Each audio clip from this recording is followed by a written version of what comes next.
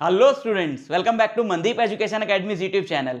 तो class 12th physics chapter 4 moving charges and magnetism के lectures को आगे बढ़ाते हैं और आज के लेक्चर में हम लोग पढ़ने जा रहे हैं conversion of galvanometer into voltmeter and ammeter. क्या टॉपिक है ये? लास्ट लेक्चर में हमने गैल्वेनोमीटर के बारे में पढ़ा, मूविंग कॉइल गैल्वेनोमीटर। तो गैल्वेनोमीटर क्या डिवाइस है बच्चों? ये एक ऐसा डिवाइस है जिससे कि हम करंट को डिटेक्ट करते हैं। बस हमें यह पता चल जाए कि हां सर्किट में करंट है या नहीं है, यह गैल्वेनोमीटर का काम है। तो गैल्वेनोमीटर की जो रेंज है, रेंज मतलब मैक्सिमम करंट उसमें से कितना पास हो सकता है, कितना वो मैक्सिमम करंट झेल सकता है, वो रेंज होती है कुछ फ्यू मिली एम्पियर्स में, है ना। क्योंकि ज्यादा करंट पास करने से हमको क्या मतलब है भाई, हमें तो जस्ट चेक करना है ना कि सर्किट में करंट है या नहीं। लेकिन अगर हमें ज्यादा करंट्स को मेजर करना हो, कुछ एम्पियर्स में जो करंट है यानी 5 एम्पियर 10 एम्पियर, अगर हमें ऐसा करंट मेजर करना हो तो ऑब्वियसली गैल्वेनोमीटर से तो नहीं हो सकता, उसकी तो रेंज ही बहुत कम है। तो हम ये देख रहे हैं कि गैल्वेनोमीटर की रेंज को किस तरीके से बढ़ाया जाए ताकि हम अपनी डिजायर्ड वैल्यू का करंट मेजर कर सकें। और जो इंस्ट्रूमेंट ये काम करता है उसको एमीटर बोलते हैं, आप अच्छे से जानते हो। और एमीटर किसी भी सर्किट के साथ सीरीज में लगता है, यह भी आपने क्लास 10th में पढ़ा होगा। लेकिन अगर आपको याद नहीं है तो वही याद कराने के लिए मैं यहां पर आया हूं, तो मैं याद करा देता हूं। यह सर्किट है ना, यहां पर एक रजिस्टर लगा हुआ है, तो यहां पर एमीटर इसके साथ कैसे लगेगा? सीरीज में लगेगा। एमीटर का काम क्या है? एमीटर का काम है करंट को मेजर करना।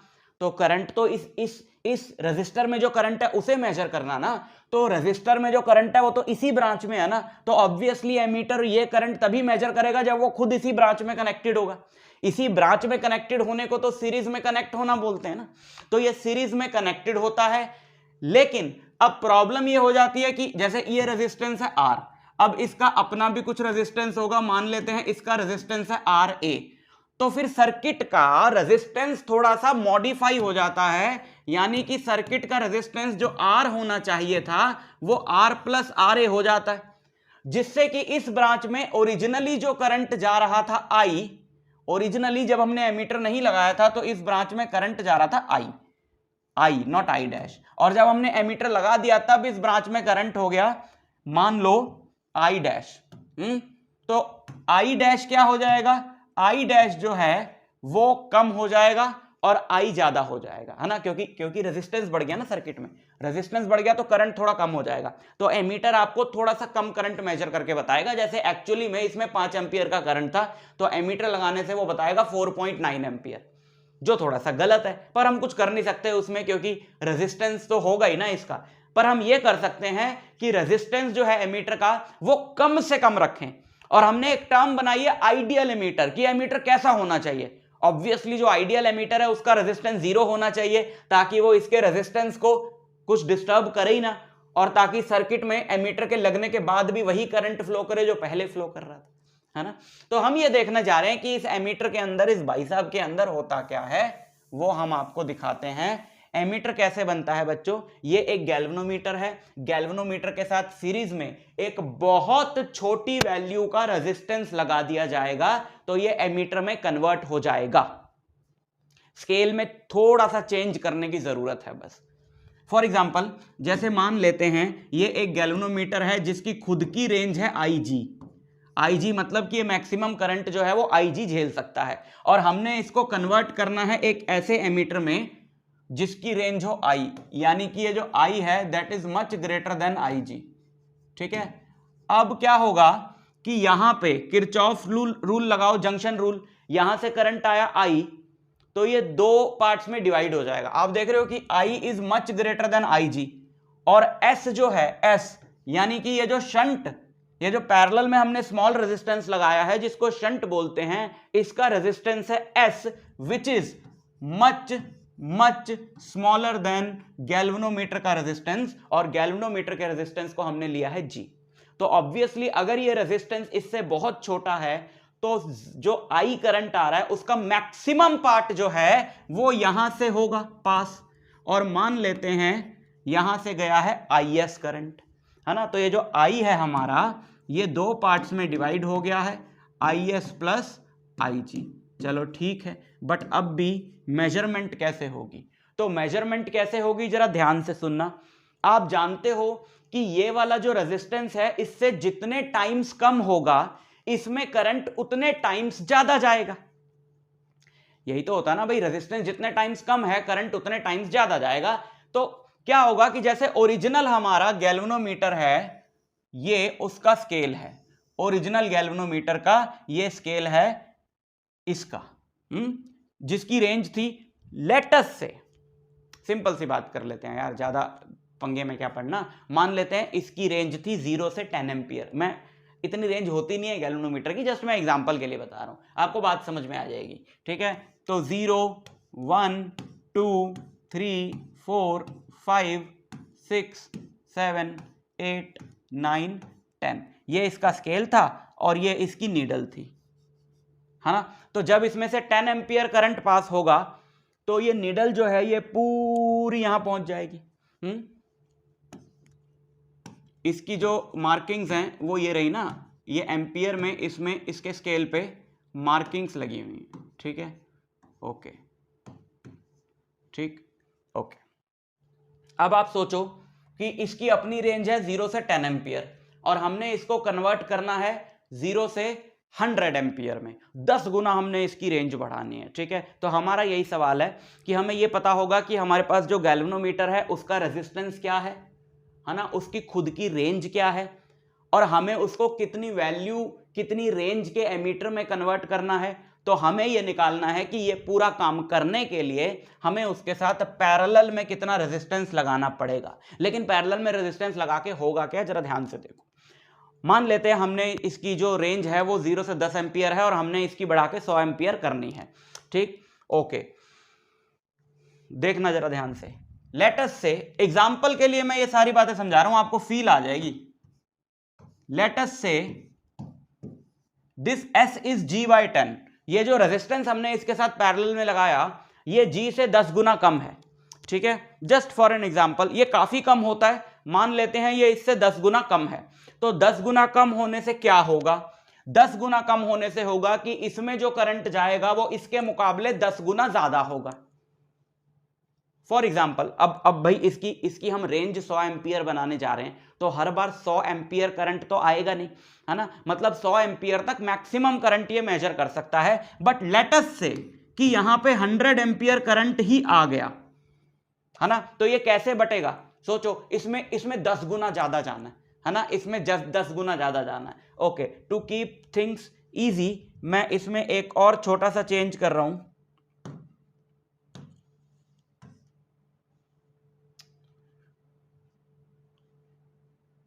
मैं इसमें एक और छोटा सा चेंज कर रहा हूं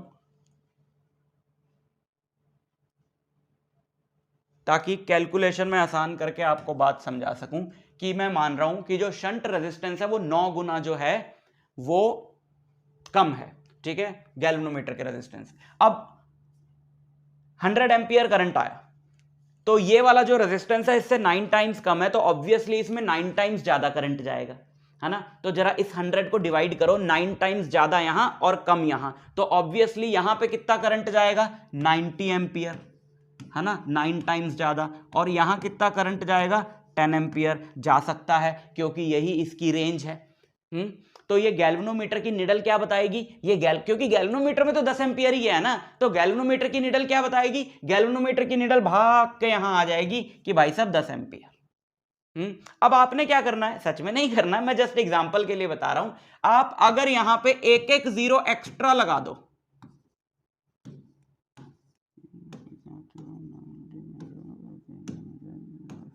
अगर आप यहां पे एक जीरो एक्स्ट्रा लगा दो, है ना, सिर्फ अपन ने कोई भी चेंज नहीं किया, देखो पैरेलल में उसके साथ एक स्मॉल रेजिस्टेंस लगा दिया और हाइपोथेटिकली हमने उसके स्केल में एक परमानेंट मार्कर से एक जीरो एक्स्ट्रा लगा दी। अब आप क्या पढ़ोगे, जब यहां पे 100 एम्पियर आया तो आप तो 100 ही पढ़ोगे ना, आपको पता लग जाएगा यार 100 एम्पियर आया। एक और एग्जांपल दूं, सोचो सोचो सोचो सोचो सोचो एक बात सोचो, मान लो यहां 90 एम्पियर आया, ठीक है, यहां पे 90 एम्पियर आया, तो बताओ यहां और यहां कितना जाएगा, बताओ यहां और यहां कितना जाएगा, यहां पे 9 टाइम्स ज्यादा जाएगा ना, तो 90 को जरा डिवाइड करो तो यहां पे 81 एम्पियर जाएगा, है ना, और यहां पे कितना जाएगा, 9 एम्पियर जाएगा। तो भाई इस गैल्वेनोमीटर को नहीं पता मेरे पास 90 एम्पियर आए, ये तो सीधा आपको मेजर करके क्या बताएगा, ये तो आपको मेजर करके बताएगा, सॉरी ये तो आपको मेजर करके बताएगा कि मेरे पास 9 एम्पियर आया, तो इसकी निडल उछल के यहां आ जाएगी, जो आपके लिए अब 90 है, जो आपके लिए अब क्या है 90 है, पहले आपके लिए वो 9 था। तो ये तो यही बता रहा ना, देखो गैल्वेनोमीटर की जो निडल है वो तो हर बार वही बता रही है, जब 100 आया तो उसने 100 बताया, जब 90 आया तो उसने 90 बताया। तो बस ये इस तरीके से हम किसी भी रेंज का एमीटर बना सकते हैं। बस हमें सिंपल सी ये कैलकुलेशन सीखनी है कि अगर जो मतलब ये तो मैंने अपनी तरफ से डेटा लिया है ना कि 10 एम्पियर था, 100 एम्पियर था। अब हमें इतनी सी चीज सीखनी है कि हमारे पास इतनी रेंज का गैल्वेनोमीटर है और हमें उसको इतनी रेंज के एमीटर में कन्वर्ट करना है, तो उसके साथ पैरेलल में कितनी वैल्यू का शंट लगाएं। अब हमको सिर्फ ये सीखना है, ठीक है। तो सब कुछ क्यों मिटा दिया, इसको मिटाने से काम चल जाएगा बस। तो भाई ये तो बहुत ही सिंपल सी कैलकुलेशन है ना, ये दोनों पैरेलल में हैं, ये दोनों पैरेलल में है, तो इनके अक्रॉस जो वोल्टेज होगी वो बराबर होगी, यानी कि Vg जो है वो Vs होगा। Voltage across galvanometer equal to voltage across shunt. Vg जो होगा वो Ig इंटू जी होगा, और Vs जो होगा वो Ig नहीं Is, उसमें करंट कितना है Is इंटू एस होगा। लेकिन Is है क्या बताओ, यहां से Is office I minus IG आएगा, तो ये Ig इंटू जी और Is की जगह I minus IG into S.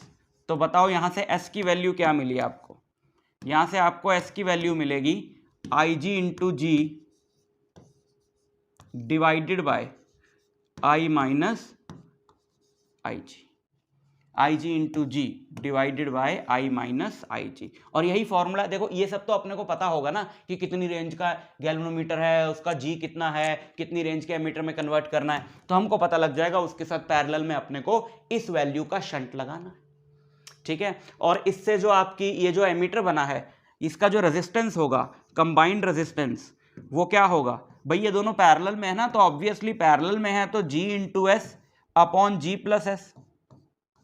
दो रेजिस्टर्स अगर पैरेलल में होते हैं तो ये उनका रेजिस्टेंस होता है ना 1 अपॉन जी प्लस 1 अपॉन एस करके।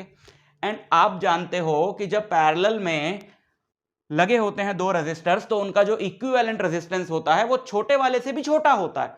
तो ये जो है एस, जो है एस नहीं सॉरी, इसका जो कंबाइंड रेजिस्टेंस है R A, that is smaller than even S. S ही अपने आप में बहुत छोटा है, लेकिन कंबाइंड रेजिस्टेंस तो और भी कम है। तो वही तो हमारा पर्पस था, वो सॉल्व हो गया है ना, कि एमीटर का जो रेजिस्टेंस है वो बहुत कम होना चाहिए और आइडियल एमीटर का तो 0 होना चाहिए। लो हो गया, बहुत कम हो गया, 0 नहीं हुआ, 0 तो हम कर भी नहीं सकते है ना। सो इस तरीके से हम कन्वर्ट कर लेते हैं। दूसरा कन्वर्जन है गैल्वेनोमीटर का वोल्टमीटर में। वोल्टमीटर क्या होता है, वोल्टमीटर आप जानते हो कि पोटेंशियल डिफरेंस मेजर करता है। मान लो ये एक रेजिस्टर है, तो इस रेजिस्टर के दोनों एंड्स में यहां से लेकर यहां तक पोटेंशियल डिफरेंस मेजर करना है। ऑब्वियसली फिर वो पोटेंशियल डिफरेंस मेजर करने वाली वस्तु इसके साथ पैरेलल में लगेगी, क्योंकि यार इन दोनों पॉइंट्स के बीच में, ए और बी के बीच में अगर पोटेंशियल डिफरेंस मेजर करना है, तो जो मेजर कर रहा है वो भी तो ए और बी के बीच में ही कनेक्टेड होना चाहिए। अब यहां पे क्या प्रॉब्लम आती है कि जैसे यहां पे ओरिजिनली करंट आई आ रहा था, अब वो आई जो है वो यहां चला जाएगा, उस आई का कुछ पार्ट जो है वो यहां चला जाएगा और यहां पे कम ही जाएगा। पहले तो पहले तो पूरा करंट इसी में था, तो इसके अक्रॉस जो पोटेंशियल डिफरेंस था वो आई आर था, वो हम मेजर करना चाह रहे थे। लेकिन अब इस आई में से यहां पर सिर्फ आई डैश ही गया, क्योंकि कुछ पार्ट आई डबल डैश यहां चला गया। अब गड़बड़ हो गई, क्योंकि अब ये जो हमको मेजर करके बताएगा, ये तो बताएगा कि भैया आपका पोटेंशियल डिफरेंस है आई डैश आर। तो हम क्या चाह रहे हैं, काश इधर करंट ना जाता, काश इधर करंट ना जाता। और इधर करंट कैसे नहीं जाएगा, इधर करंट तब नहीं जाएगा अगर V का रेजिस्टेंस इनफाइनाइट होगा, जो कि पॉसिबल नहीं, दोनों ही चीजें पॉसिबल नहीं है। बट हमने यहां पर भी एक टर्म बनाई है आइडियल वोल्टमीटर, और आइडियल वोल्टमीटर वो होता है जिसका रेजिस्टेंस इनफाइनाइट होता है, समझ गए। बट ये वोल्टमीटर महाशय बनते कैसे हैं, वोल्टमीटर कैसे बनता है, वोल्टमीटर बनता है गैल्वेनोमीटर के साथ सीरीज में एक हाई वैल्यू का रेजिस्टेंस लगा के। देखो गैल्वेनोमीटर में करंट है IG, गैल्वेनोमीटर में करंट है IG, तो गैल्वेनोमीटर अपने अक्रॉस कितना वोल्टेज मेजर कर सकता है? गैल्वेनोमीटर अपने across IG into G voltage measure कर सकता है। गैल्वेनोमीटर के स्केल को अकॉर्डिंगली ग्रेड करके हम सीधा वोल्टेज मेजर कर सकते हैं। मैं स्केल को इस तरीके से बना दे कि वो हमेशा G को मल्टीप्लाई करके ही हमको वैल्यू दे, है ना, तो हम वोल्टेज मेजर कर सकते हैं। लेकिन अब ज्यादा मेजर करनी है तो क्या करें? ज्यादा मेजर करनी है तो इसके साथ सीरीज में एक रेजिस्टेंस लगा दो, क्योंकि सीरीज में तो रेजिस्टेंस ऐड हो जाता है ना। तो जितनी ज्यादा मेजर करनी है, अब यहां पर टोटल यहां से लेकर ये हमने गैल्वेनोमीटर के साथ सीरीज में रेजिस्टेंस लगा दिया। अब ये पूरा हमारा जो बन गया है यही वोल्टमीटर है। अब ये जो V बनाया था उसके अंदर का सर्किट ये है।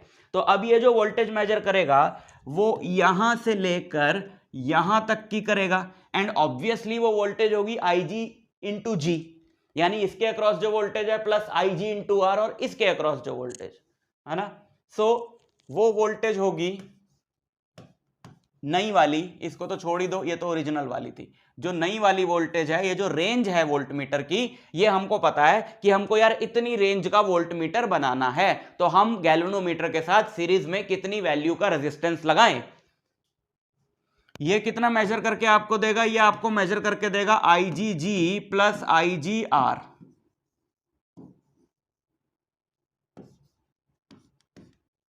तो IG कॉमन आ गया, यहां पे बचा G प्लस R, तो G प्लस R इज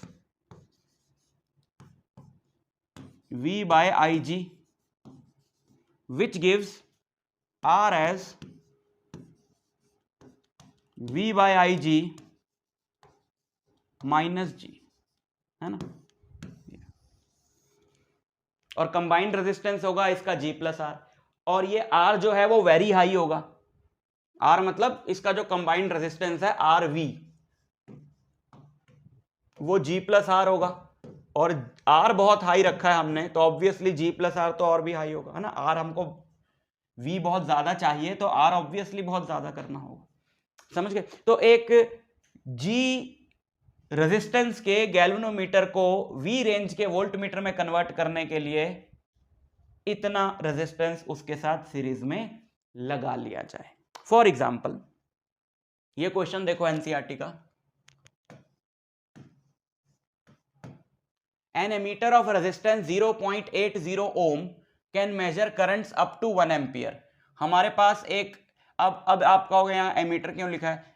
बच्चों ये जो आपको सिखाया है कि गैल्वेनोमीटर को एमीटर में कैसे कन्वर्ट करना है, अगर आपको कोई बोले कि एमीटर की रेंज बढ़ानी है, आपके पास ऑलरेडी एक एमीटर है जो गैल्वेनोमीटर से कन्वर्ट करके बना है और आपने उसकी रेंज बढ़ानी है, तो ऑब्वियसली आप फिर से वही स्टेप लोगे, आप उसके साथ पैरेलल में एक और स्मॉल रेजिस्टेंस लगा दोगे रेंज बढ़ाने के लिए।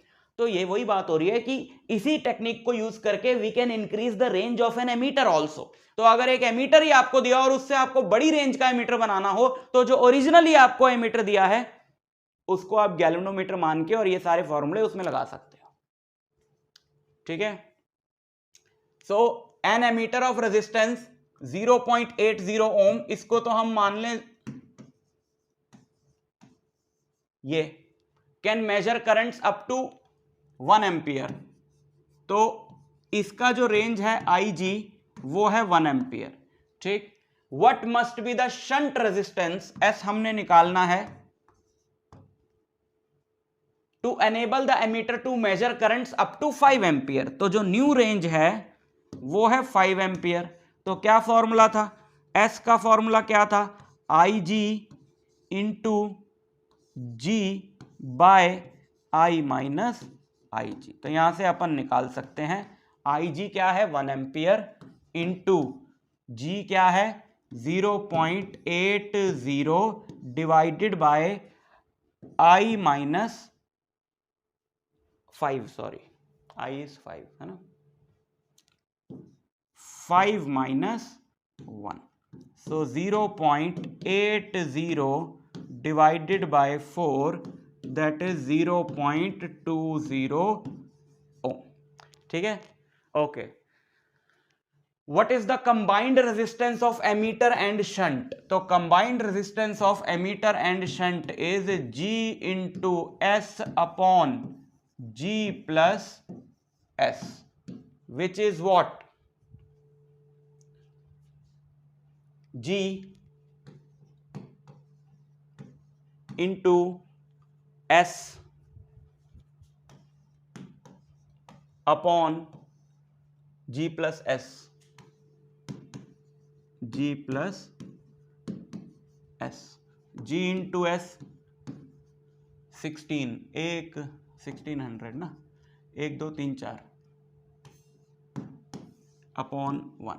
So answer is 0.16 ohm.